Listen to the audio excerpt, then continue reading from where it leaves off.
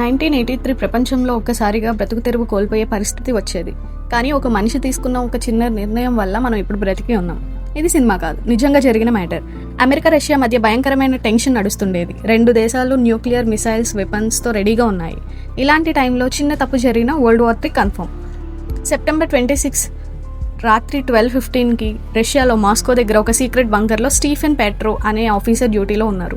అప్పుడే సరిగ్గా అతడి ముందుకి మానిటర్ మీద అలర్ట్ వచ్చింది. అమెరికా నుంచి 5 అణు మిసైల్స్ వస్తున్నాయని, అంటే న్యూక్లియర్ మిసైల్స్. పెట్రో రెస్పాన్సిబిలిటీ ఏంటంటే వెంటనే సుపీరియర్ ఆఫీసర్స్కి చెప్పాలి. ఒక్కసారి చెప్పిన తర్వాత రష్యా డైరెక్ట్గా అటాక్ చేయడానికి రెడీ అవుతుంది. అటాక్ మీద అటాక్, నేరుగా న్యూక్లియర్ వార్. కానీ అతను ఆలోచించాడు, 5 మిసైల్సా? ఎప్పుడైనా యుద్ధం స్టార్ట్ అయితే అమెరికా 100 పంపించాలి కదా అనే డౌట్ వచ్చింది. ఇది అలర్ట్లో ఏదో గ్లిచ్ అయి ఉండొచ్చు అనుకుంది.